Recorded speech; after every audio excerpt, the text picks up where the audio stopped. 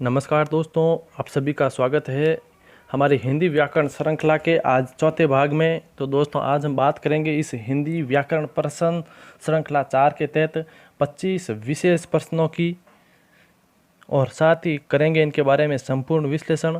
दोस्तों, ये जो 25 क्वेश्चन हैं हमारे, ये संपूर्ण अध्याय है जो व्याकरण के हैं वो समाहित होंगे। इनमें मुख्य रूप से जो हमारे टॉपिक है वो है दोस्तों संधि है, समास है, पर्यायवाची शब्द है, विलोम शब्द है, शब्द युगम है, एकल शब्द है, शब्द शुद्धि है, वाक्य शुद्धि है, मुहावरा है, लोकोक्ति और प्रशासनिक शब्दावली। इस प्रकार दोस्तों हमारे ये जो 11 टॉपिक है, इन 11 टॉपिक में से हम लेंगे 25 क्वेश्चंस जो अति महत्वपूर्ण है और जो पूर्व के एग्ज़ाम्स में आए हुए क्वेश्चंस है और जो आने वाले एग्ज़ाम्स के लिए अति महत्वपूर्ण है। तो वही हम क्वेश्चंस ले रहे हैं।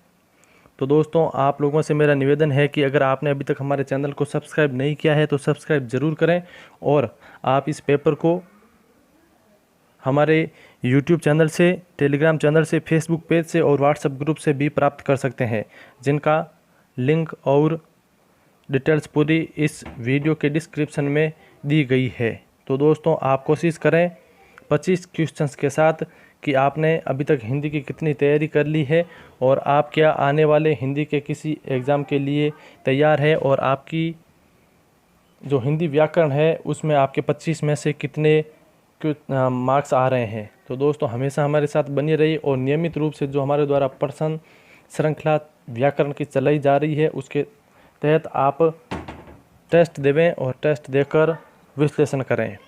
ठीक है दोस्तों, पूरा वीडियो ध्यान से देखें, क्योंकि पहले हम पेपर के बारे में बात करेंगे और उसके बाद पेपर के संपूर्ण हल के बारे में बात करेंगे दोस्तों।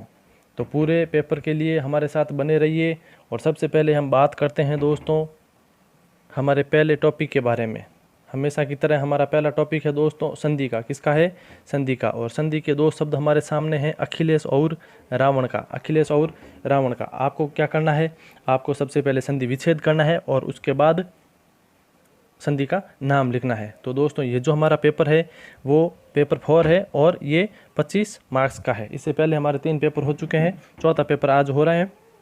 तो आपके सामने संधि है, दोनों 1-1 मार्क्स की है, 25 क्वेश्चन है, 25 मार्क्स के है। तो आपको पहले पूरा पेपर देखना है, पेपर के आंसर लिखने हैं, फिर आपको जो विश्लेषण बताया जा रहा है उसके अनुसार खुद को अंक देने हैं। दोस्तों, आप इस पेपर की PDF फॉर्मेट भी प्राप्त हमारे चैनल से कर सकते हैं।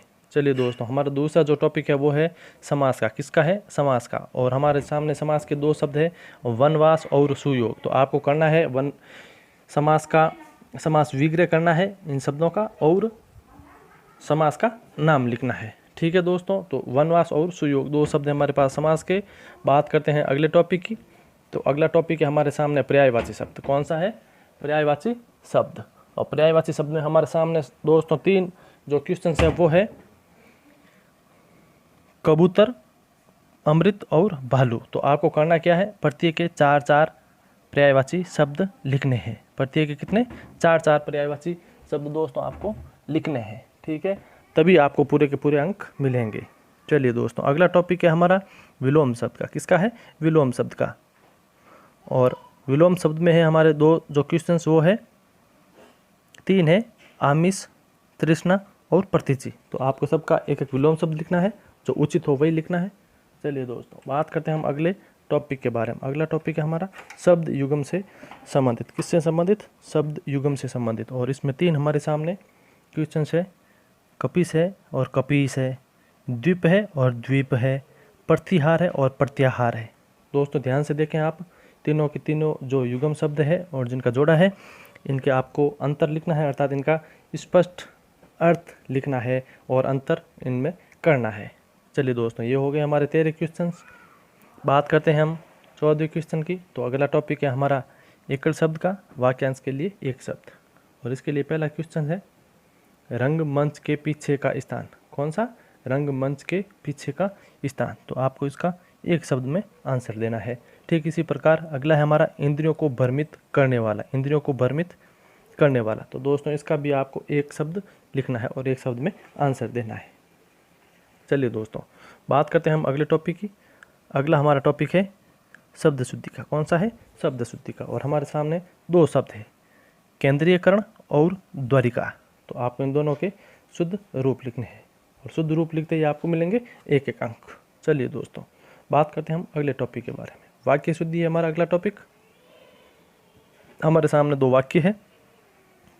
कृपया शीघ्र उत्तर देने की कृपा करें। कृपया शीघ्र उत्तर देने की कृपा करें। तो आपको इसका शुद्ध रूप लिखना है, आपको इसका शुद्ध रूप लिखना है। और दूसरा हमारा क्वेश्चन है, कृपया सब लोग अपनी राय देवें। सब लोग अपनी राय देवें। तो आपको इसका भी शुद्ध रूप लिखना है। पूरा वाक्य वर्तनी की दृष्टि से कैसे शुद्ध होगा, किस प्रकार शुद्ध होगा, वो आपको लिखना है।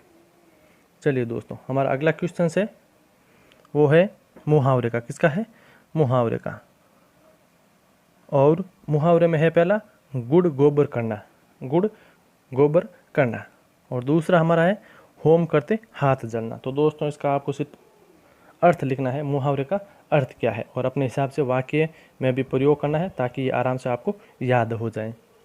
चलिए दोस्तों, बात करते हैं हम अगले टॉपिक के बारे में, लोकोक्ति। कौन सा है? लोकोक्ति। और लोकोक्ति में पहला है ओस ताटे प्यास नहीं बुझती। ओस ताटे प्यास नहीं बुझती। और दूसरा है कोयले की दलाली में हाथ काले। कोयले की दलाली में हाथ काले। तो दोस्तों, ये थी हमारी दो लोकोक्ति। अब हमारा जो अगला है वो है अति महत्वपूर्ण टॉपिक, और वो है प्रशासनिक शब्दावली का। किसका है? प्रशासनिक या पारिभाषिक शब्दावली का। चलिए दोस्तों, इसका पहला क्वेश्चन है इप्सो फैक्टो। कौन सा है? इप्सो फैक्टो। और दूसरा है अपहोल्ड। तो आपको दोनों का करना यह है कि हिंदी में जो प्रशासनिक दृष्टि से शुद्ध रूप है, हिंदी के जो सही शब्द है, वो आपको दोनों के लिखने हैं, इप्सो फैक्टो और अपहोल्ड का। तो दोस्तों, इस पेपर को आप इसकी PDF आप हमारे टेलीग्राम चैनल से भी प्राप्त कर सकते हैं, फेसबुक पेज से, व्हाट्सएप ग्रुप से भी प्राप्त कर सकते हैं। तो दोस्तों, अभी तक आपने हमारे चैनल को सब्सक्राइब नहीं किया है तो प्लीज़ सब्सक्राइब ज़रूर करें। और अगर आपको ये टेस्ट सीरीज़ अच्छी लग रही है हिंदी की, तो प्लीज़ इसे शेयर भी अवश्य करें। अब दोस्तों, हम बात करेंगे इसके सॉल्यूशन के बारे में। किसके बारे में? इसके सॉल्यूशन के बारे में बात करते हैं दोस्तों। तो हमारा पहला क्वेश्चन था वो था दोस्तों हमारा संधि का। किसका था? संधि का। और संधि का हमारे सामने शब्द था अखिलेश। क्या था दोस्तों? अखिलेश। तो अखिलेश का संधि विच्छेद करने पर होता है दोस्तों अखिल धन ईश। क्या होता है? अखिल धन ईश। और उसमें संधि कौन सी है दोस्तों? आपने ये भी देखा होगा। तो इसमें संधि है गुण संधि। कौन सी है दोस्तों? गुण संधि। ठीक है दोस्तों, नियम क्या कहता है कि अ या आ के साथ अगर ई मिले तो ए हो जाता है। अ या आ के साथ ऊ मिले तो ओ हो जाता है। और अ या आ के साथ री मिले तो अर हो जाता है। क्या हो जाता है दोस्तों? अर हो जाता है। ठीक है, ए ओ और अर। और ये होती है हमारी गुण संधि। और यहाँ पर देखने पर ये लग रहा है कि अ धन ई, जैसे अखिल अ और ई मिलकर क्या हो रहे हैं दोस्तों? ए हो रहे हैं। तो यहाँ पर संधि हो गई गुण संधि। चलिए दोस्तों, बात करते हैं अगली संधि के बारे में। तो अगला हमारा शब्द है रावण। क्या है दोस्तों? रावण। और रावण का संधि विच्छेद होगा दोस्तों रौ धन अन। क्या होगा? रौ धन अन। क्या होगा दोस्तों? रौ धन अन। कैसे हुई दोस्तों अयादी संधि? जैसे रौ धन अन, अर्थात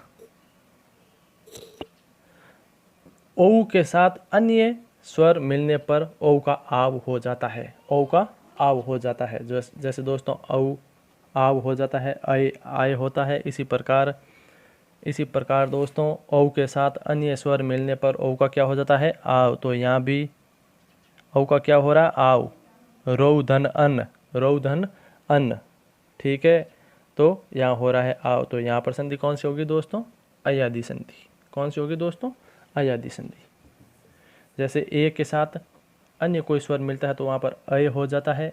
और ए के साथ अन्य कोई स्वर मिलता है ए के साथ तो आय हो जाता है, जैसे गायक है।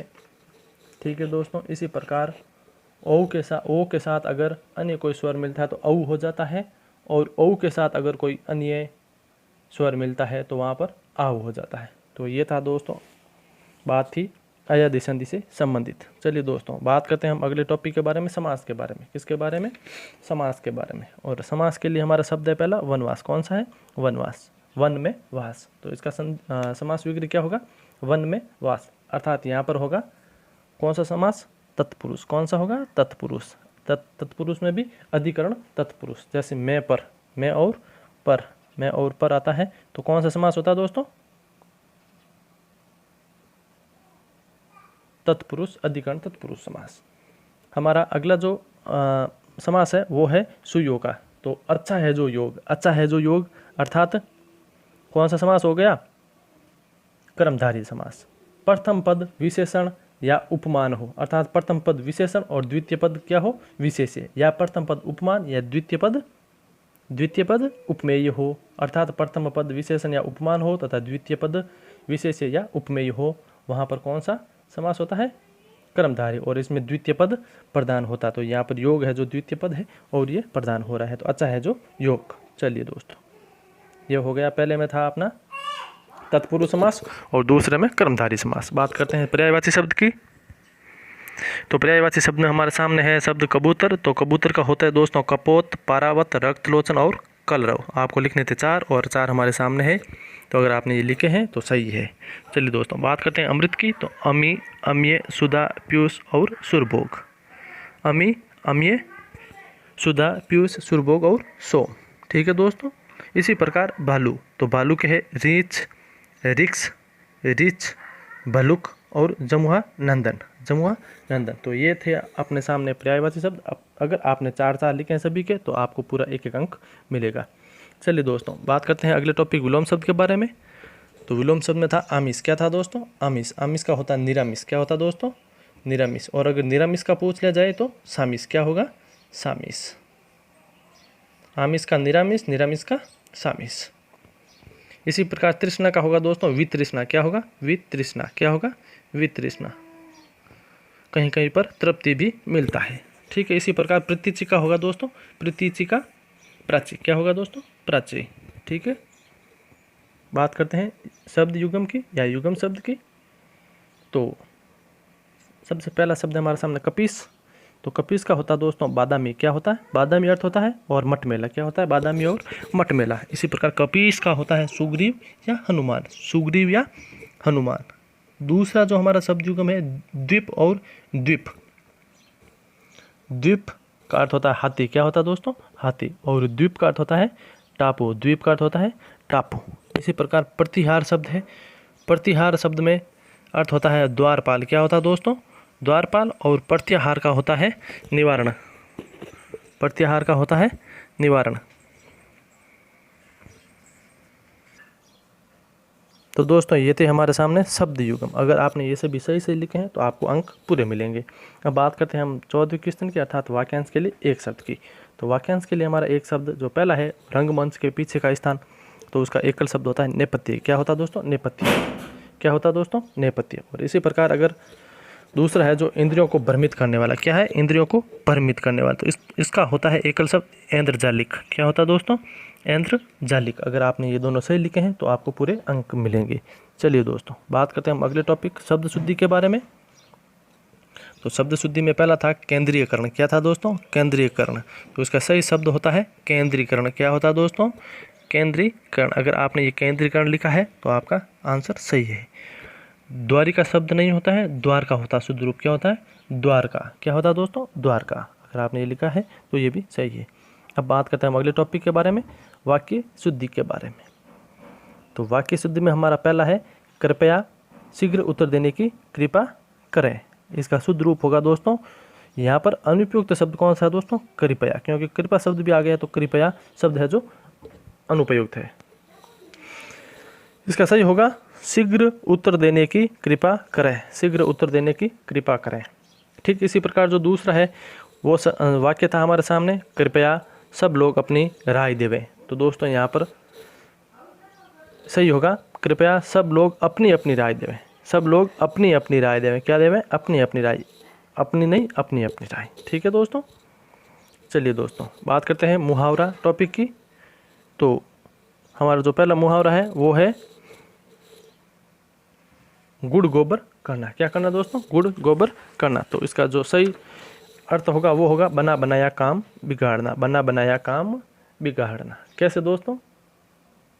कि बारात के स्वागत के समय आंधी ने सब व्यवस्था गुड़ गोबर कर दी। मतलब जो जितनी भी बना बनाया काम था, जितनी भी व्यवस्थाएं थी, वो आंधी की वजह से बिगड़ गई।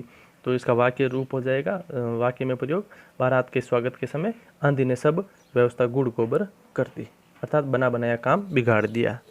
ठीक है दोस्तों, इसी प्रकार जो दूसरा है वो है होम करते हाथ जलना। होम मतलब जो शुभ कार्य है, तो शुभ कार्य करते समय अशुभ होना या भलाई करते समय नुकसान होना, भलाई करते समय नुकसान होना।